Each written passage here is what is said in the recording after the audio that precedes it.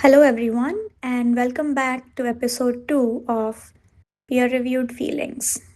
Yeah, so following up to the recommendation letter and the SOP and all that process is something that comes is the interview process.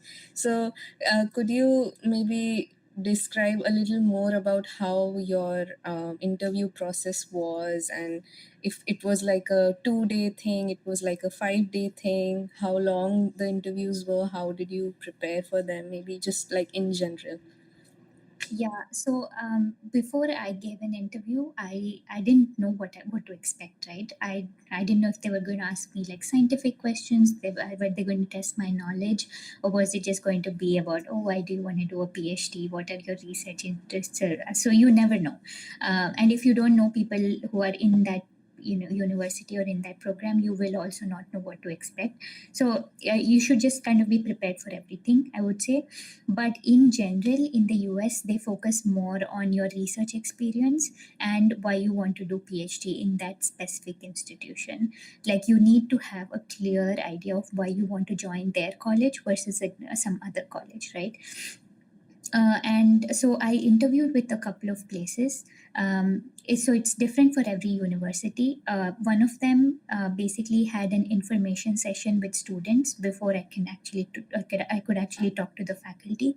So it was like 2 different days. So on one day it was just me interacting with the students and getting to know about the program more, and things like that. It's just like a short 2 hour meeting, and the another day was when I actually interviewed, I think, with 3 faculty. um, with Baylor, it was like a whole day.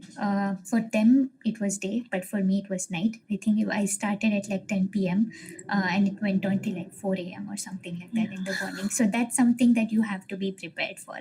I mean, they definitely acknowledge it. They feel very bad for you and that you have to do this, but unfortunately, you can't be. There to attend in person, right? So that's something that you have to be prepared for. Yeah, and you're gonna get coffee breaks and lunch breaks and stuff like that in between, which doesn't make sense to you, but that's how it that's how it goes. But yeah, for Baylor, I had like an orientation for 1 hour, and then there were 4 interviews, like 30-minute interviews, and in between there was sessions with students where you could talk about Houston, talk about lab research, whatever you wanted, cost of living, any questions that you had, what is it like to be here, what is it like moving from a different country, and things like that. Texas, how much free time do you get, what's the graduate program like, what the rotations are like. So basically any question you have about the university, you can ask the students. And then the interviews were in between. So when I got the interview, asked for the interviews, they asked me if I had specific faculty that I wanted to talk to, and I gave them a list of people that I it would be nice to be talked to because I like what they do. And then they tried to schedule me with some of those people. Obviously, that doesn't happen all the time.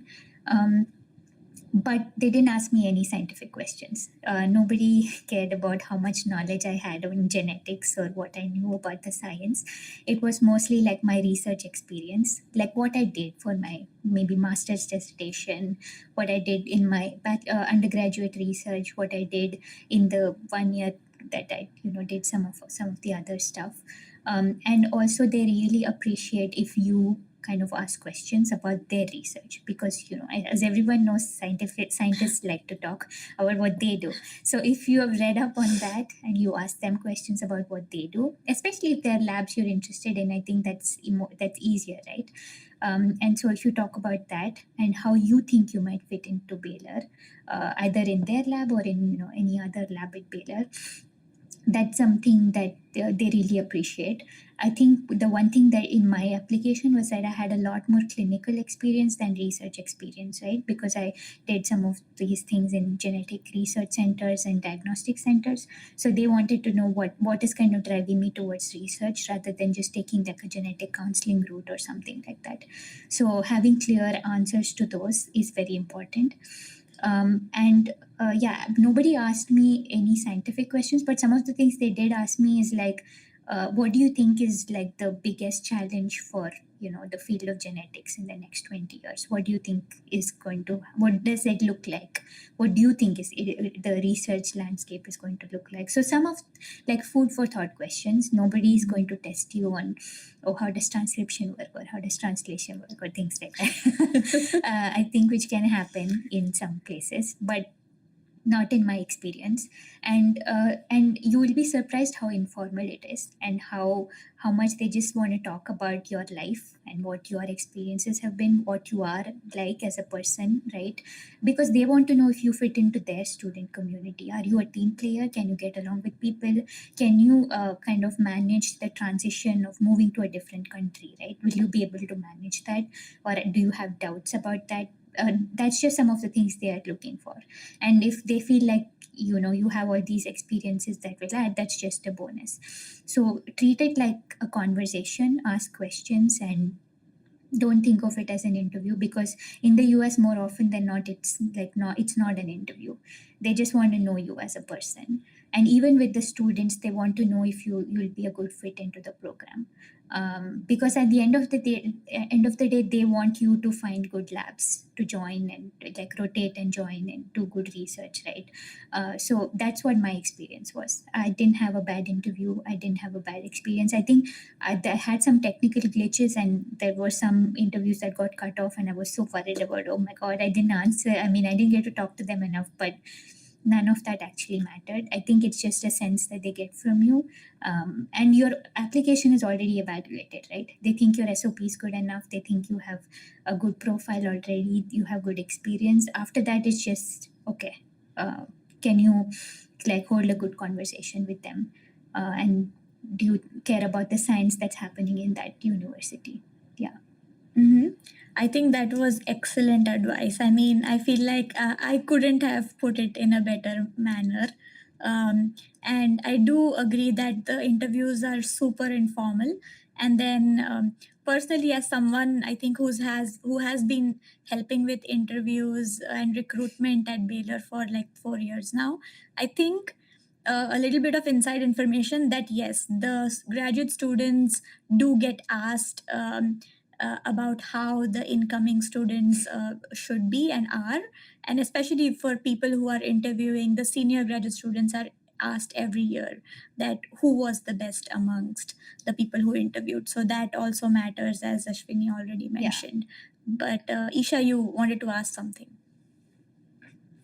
Yeah, I think Ashwini explained things really well, but I just had on a non-scientific, let's say, but a lighter note on, like you mentioned that there were maybe technical glitches, the time differences, and even though you said that everyone acknowledged it during these interview rounds, how did you cope up with these things? Like it's insane staying awake from 10 p.m. to 4 a.m. or 5 a.m. I don't know, and giving all these interviews, and you're in the stress of whether the interview will go fine or not. And then if you encounter any of these technical glitches, it adds to that stress and anxiety, let's say. What was your I don't know, like a tip or tricks that you followed, or things that kept you lighter? Did you sleep all day and then be awake at night, let's say? Yeah, I mean, I couldn't sleep all day just because of how anxious I was. I'm not gonna lie, I'm not like a chill person at all when it comes to these. So I was freaking out. So I couldn't. So the adrenaline, I think, kept me going. Right. There was no. I didn't like take any healthy measures to kind of cope with it. I think. I didn't sleep the previous day. Obviously with all the different sections that were going on, I couldn't sleep till like 4 a.m., but I did sleep the next day for the whole day, so that was good. Yeah, I mean, they acknowledge it, but yeah, it's you who are doing this whole process, right? So you have to kind of figure out how you do it. um, yeah. It was not as difficult as I thought it would be. Yeah, I think the adrenaline just like kept me going. And yeah, I definitely did take breaks in between, ate something. Maybe I think I had coffee a couple of times, which is not the best thing. But but Yeah, I mean, at least the interviews were like short, right, like 30 minutes. And so it was not like I was sitting here talking to someone for 2 hours and it's kind of like someone's grilling you about something. It was not like that. It was more just, you talking to people about things that you're interested in. The technical glitches definitely worried me a little bit. So the way things used to work, like I mean, now I know Baylor has switched to Teams and stuff like that, but it was Zoom before. So you're in like breakout rooms where faculty get added, right? And then the breakout rooms dissolve when you come together, maybe for an information session. They break you out, and then different faculty gets added, and you come back. So it's kind of, most of it is on their part, right? You are not doing anything. You are just getting put into rooms and taken out of rooms.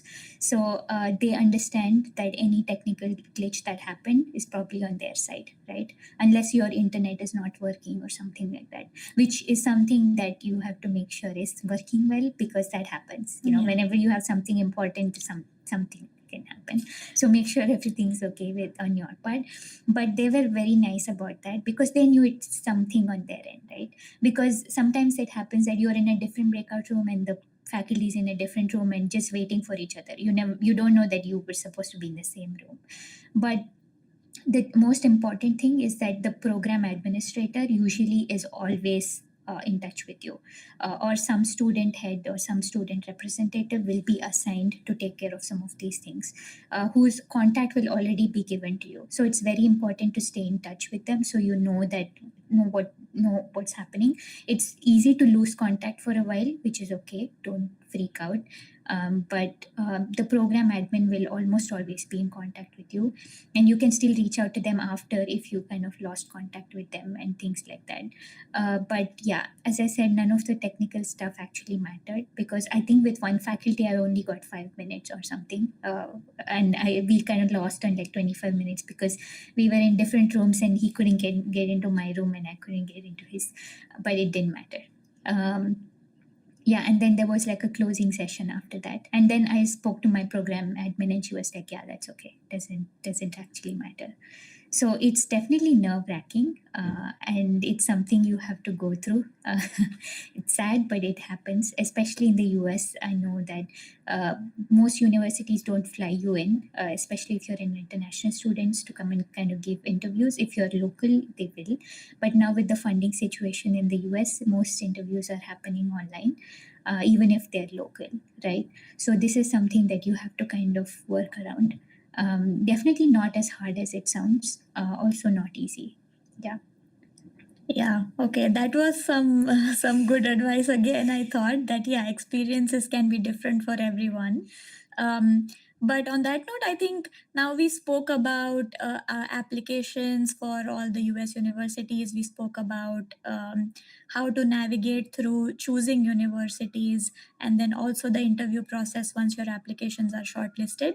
But one thing I feel like format for that matter is different from all the other programs in Europe or in other countries is going through lab rotations, right?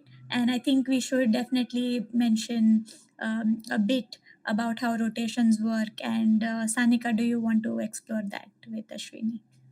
Yes.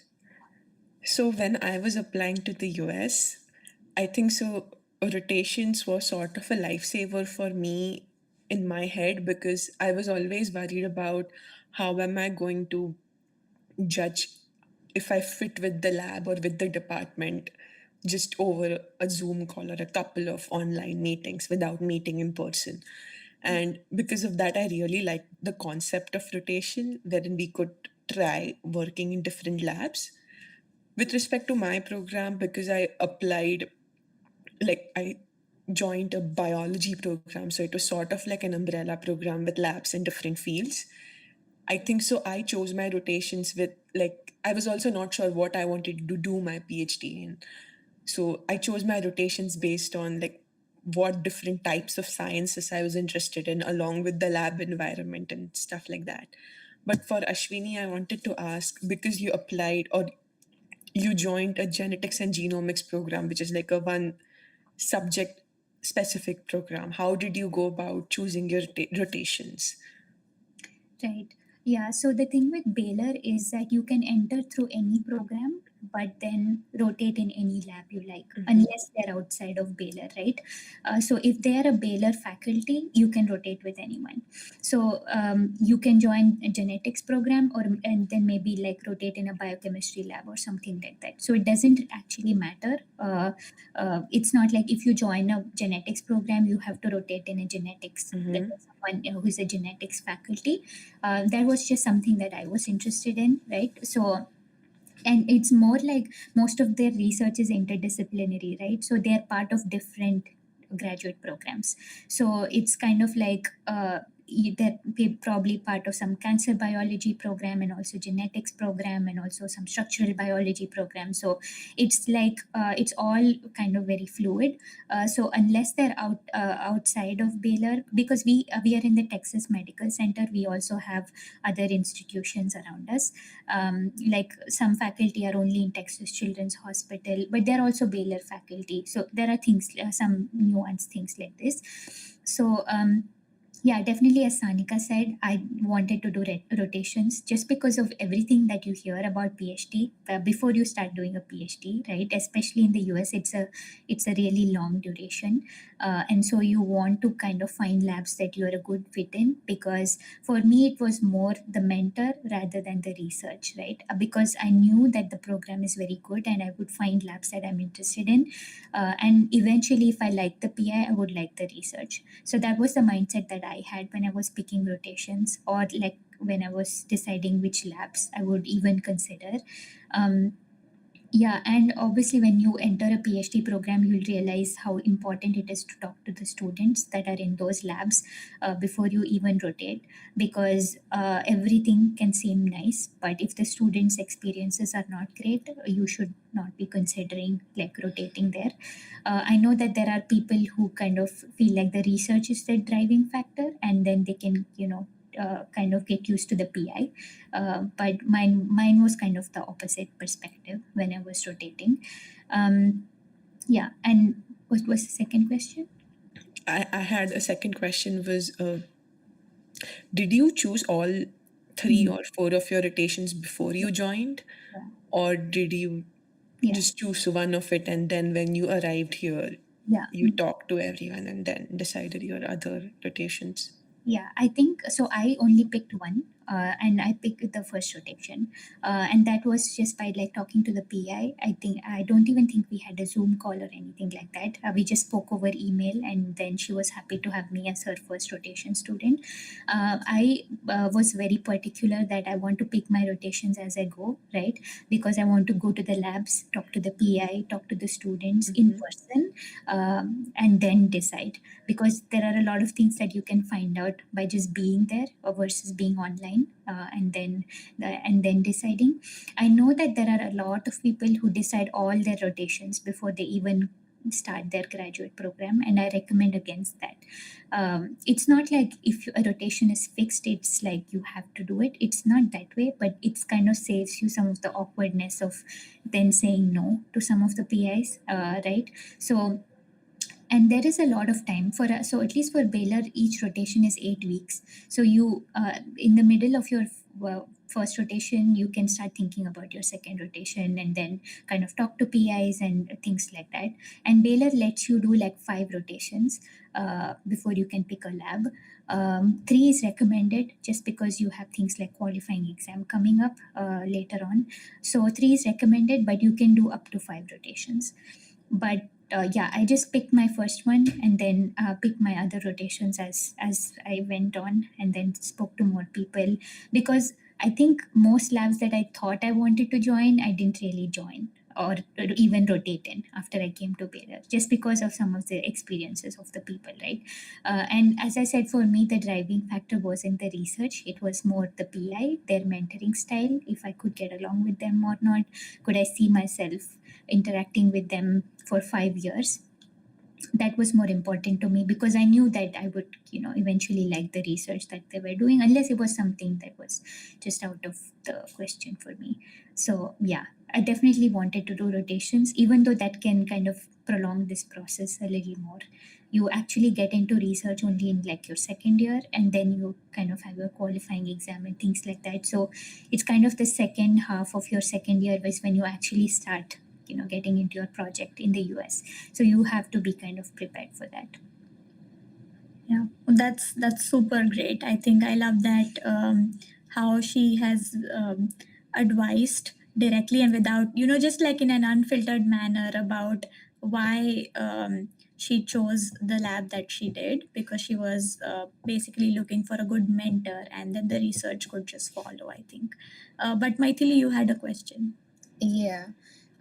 So yeah, I completely agree with Ashwini. Coming with an open mindset always helps rather than choosing rotations even before the graduate program starts. But I had a question about um, so I have seen that many statement of purposes or research statements need us to add rotation labs in them so that they know that we have researched about their university.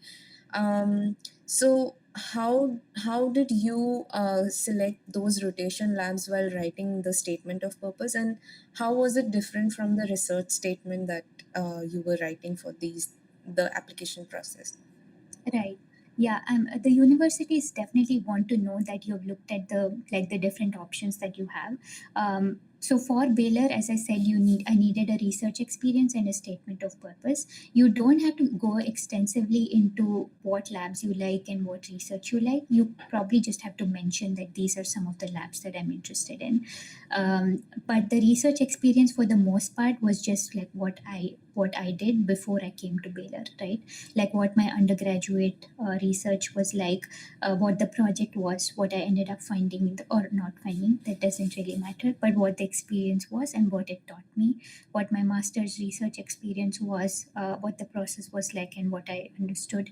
And then after that, and then kind of streamlining all that into saying why the graduate programs at Baylor is you think is going to be a good fit for you, and these are some of the labs that are doing some of the things that you're interested in, right? You don't really have to get into details of why you're interested in the research, because at the end of the day they know that you'll probably not end up joining these labs, or probably not even rotate, because your experience is going to be determined by what it's like when you actually start the program, right?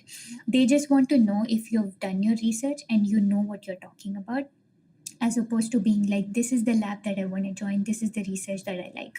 Because it might happen that the person is not even taking any students, right? So never overstate anything.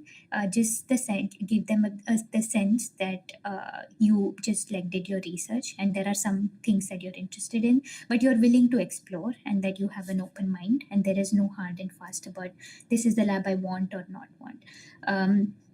And the personal statement was more like my motivation to be in science, right? Like, why do I even want to be in science, what my life experiences have been, not straying too much away from like the science aspect and just talking about like your life and things, but you can talk about your experiences, but then bring it all back to why you want to do a PhD and why in this specific university, because every university loves to hear why you think there's university is the top choice, without overstating, because they kind of know when you overstate things or you're trying to say things just for the sake of it, right? That's something that's very important. So it's important to be genuine, but also kind of show that you care and that you have done your research.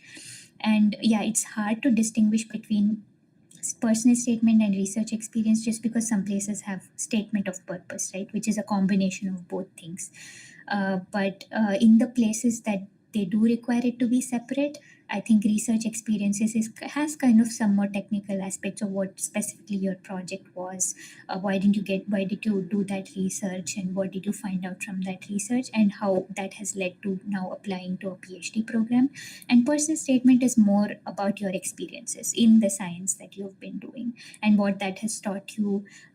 Maybe some community service that you did for some kind of some research stuff in your undergrad or your masters. Some of the diverse experiences that you've had, you can highlight in your personal statement. But research is basically purely the science, and how again that has like led you to a PhD program. But I think most places have a statement of purpose where you can kind of combine both of these things together. But yeah, in terms of the labs or the research, just mentioning is was fine for me. I didn't have to get into details of why I'm interested in a particular lab, right? It was just that, oh, this is some of the research that I think would be a good fit for me. Yeah. Mhm. Yeah, that was, I think, a very honest take on how genuinely SOPs versus research statements and personal statements are different from each other and how similar they are. And I think, just in general, talking about differences, I want to zoom out a little bit and then just not focusing on the academic side of it, but now talking about how your personal life as a PhD student genuinely is in the US. How was the big move from India to the US? And then I think I want to take this one, and then I'll just start off by asking, were there any cultural shocks that you experienced after you came to Houston? And then what were the things you were expecting that didn't go as you were expecting them to happen? Whereas, what were the things that you expected that, oh, yes, this is going to happen in this manner, and that happened exactly in the same manner? Yeah. So as I said, I have family in the US. My sister has been in the US for a while now. So and both my sisters are in the US now. So I knew that I would not be too far away from home, even though I was away from home. So that was something that was obviously comforting. And one of the reasons I also decided to come to the US is so I can be closer to my sisters. But I think that in general, I've been extremely lucky. The move is definitely hard, right? It's going to basically like change your life when you're kind of starting from scratch. And you probably more often than not may not have great experiences with like housing, with roommates, just the program in general, the kind of people you meet, and stuff like that. Not everyone is lucky to have great people around you all the time. So that's something that you have to be mentally prepared for, I mean, how much ever you can, right? There's something that you can't expect and then you just have to live through it. There is no other option. The culture, so Houston if is very like there are a lot of Indian people in Houston, so you will not really feel like you're somewhere that's like has no Indian culture around you, because that's not true. You do have a lot of Indian people here, a lot of people from different places. And of course, I found Ashwarya, and she's been like the best roommate I've ever had. So I have no complaints. I mean, I got. I got extremely lucky, I would say. So I have not had a bad experience to kind of compare it to and say that this is the bad side of coming to the US and this is the good side, because I truly did not have challenges outside of just the graduate school. Um, the biggest I don't know if there was a culture shock, but the biggest thing is how like people treat you like colleagues, right, in like the workspace. That's like the biggest change, I think, because you're not used to that in India. There's always hierarchy, and as a student there are certain expectations of you, which most of that just goes away here.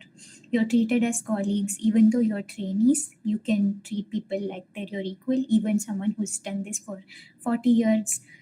For example, my PI is a very senior PI, but he still treats everyone like they're his equal. And there's back and forth, right? There's learning from, like, I learn from him and he learns from me. So it's that attitude that's very different. I'm not saying you'll find people, all people are like that. It's just finding the right set of people, right?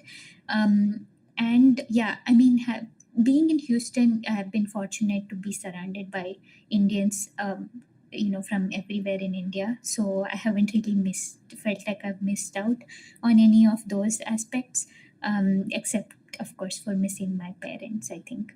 But yeah, for the most part, my experiences have been really good.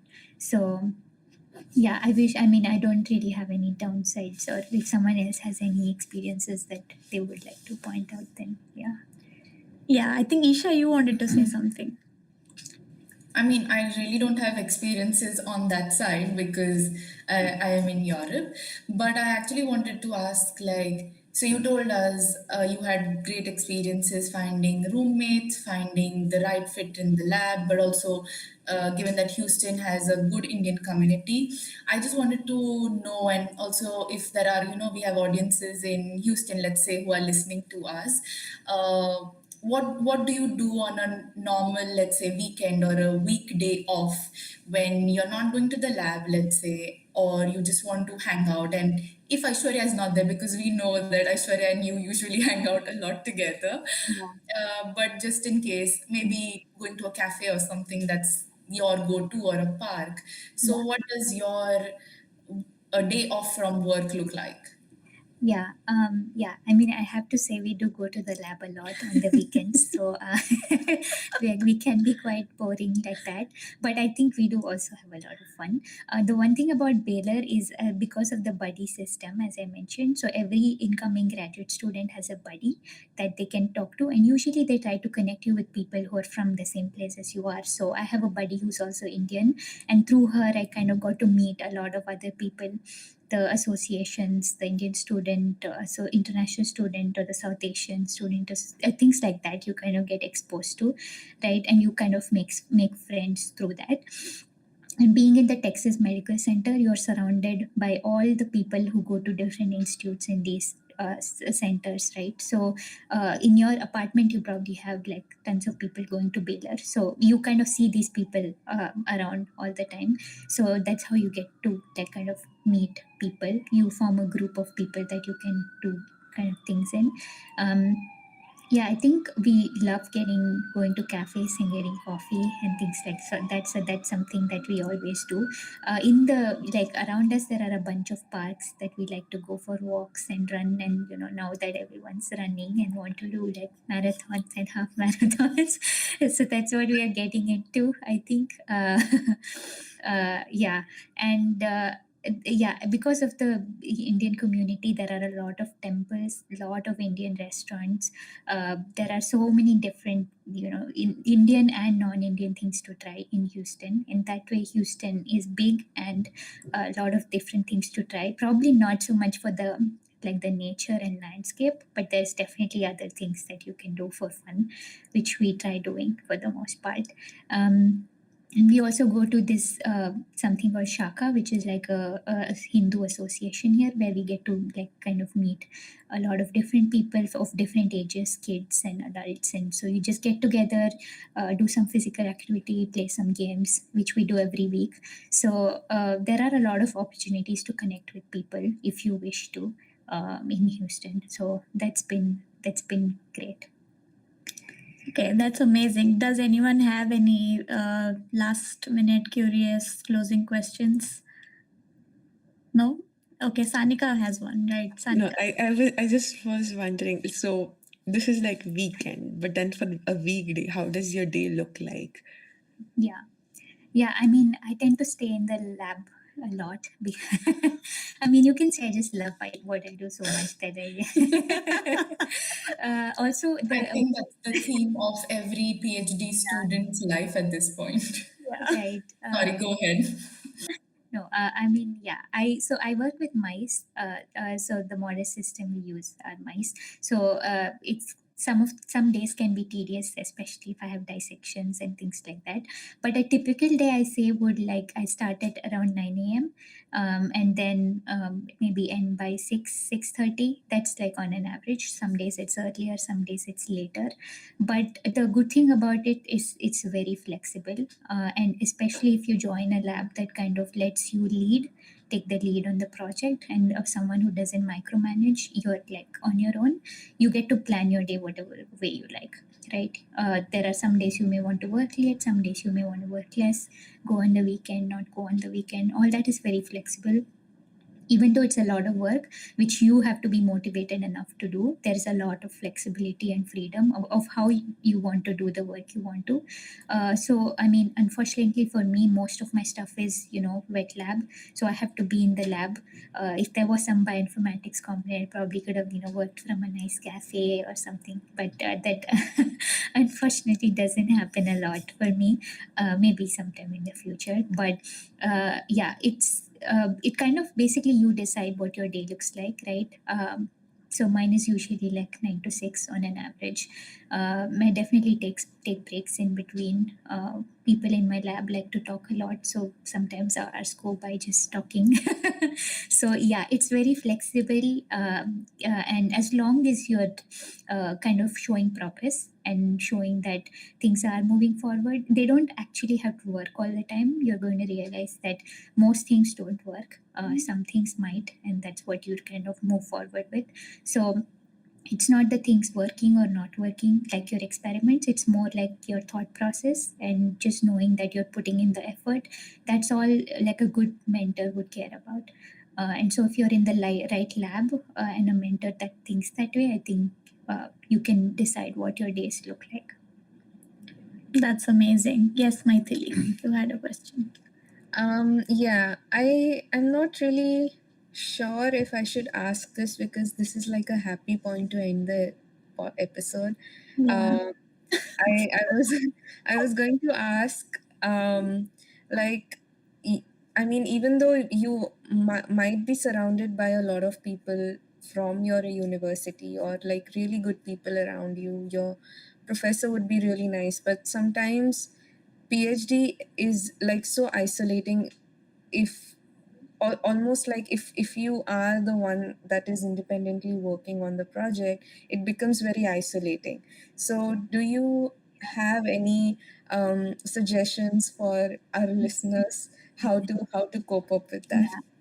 Yeah, I think that just getting out of the mindset that if things don't work, it's the end of the world. That's something that's very important, because the thing that you realize about this is that nobody really knows what they're doing. I mean, obviously, they know the subject, they know the science behind it, but everything is an exploration, right? That's something that you sign up for, but you're not really prepared for.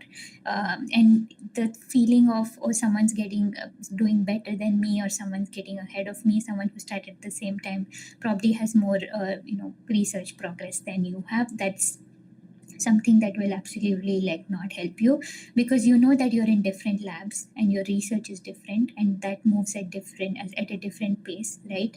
Personally, for me, I think that there is this thing that when you start your third year, that's when you actually feel like, okay, nothing's working. That's like a popular thing. I don't know if that's at Baylor or it's like everywhere, but yeah, but so that was something that that actually happens to more often than not, I think. And also, obviously, I'm in the process of that, where you're just like, will anything ever work? Will I ever publish anything? Will I ever graduate? Right, that's common. And I voice that all the time to people in my lab, to my PI, and they know that this is what it's like, right? This is what the process is like. And it's not so much about whether your things are working for you or not, but it's what you're learning from it, which is easier said than kind of it. When you're in that situation, it's like you have so many questions, right? You're like, am I good enough? Is it me? Is that why this is not working, or is what is happening? So I think just trying to make sure that your skill is where it's supposed to be, and you're putting in the thought and the effort to kind of make things work, but it's not moving in the direction that you want to. But there are a lot of other directions that you can take. I kind of had to move into a different project recently because my other project wasn't really working. That was because the mouse model we made wasn't really kind of behaving the way it would. So there are some things that are not in your control, right? So just not putting all that blame on yourself. And that's why I feel like finding a good PI is important, because you can be made to feel like you are the problem if you're not in a lab that kind of thinks in the right way, right? So that's why it's important to have people with the right mindset. And at the end of the day, as a PhD student, you're still a trainee, right? You're still learning. When you enter a postdoc, you're more like driving your projects independently. But it's important to know that as a trainee, it's okay that things don't work and they fail. That's you I mean, they'll fail more often than they'll work, right? That's the idea that you have to get used to. And yeah, eventually it will come around, I think. It will. Yeah, so that's some senior PhD students can tell me about that. But yeah, it's a learning curve. It's a mindset that you have to build every day. It doesn't happen overnight. There'll be days when you don't like what you're doing, you don't like your research, you don't like anything about anything. That'll happen. But yeah, it's just that. And obviously, if you've joined a PhD program, you're motivated enough to kind of stay in this. And especially in the US, you know that it's going to be a long process and you're mentally prepared for it. So just remember that and kind of keep pushing. Yeah, definitely easier said than done though. Yeah. Awesome. I think I really, really love that.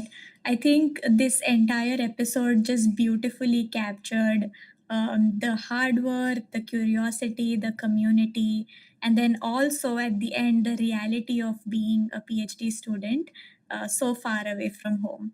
So I think, Ashwini, I really want to thank you on behalf of all of us and all our listeners as well for being so honest and generous about sharing your experiences so naively, I think, and just like being very, very open about it and just saying what truly the experience looks like.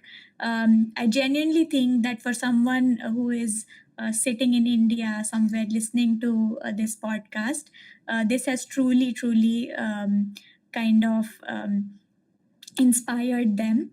And if at all they had a doubt in their minds of do I actually can I actually do this or pursue this, I'm sure the answer is, and they know the answer, that yes, they can. If we all can, they definitely can.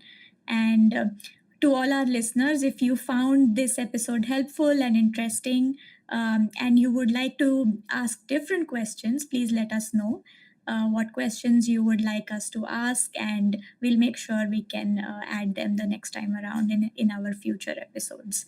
But yeah, thank you everyone for listening today.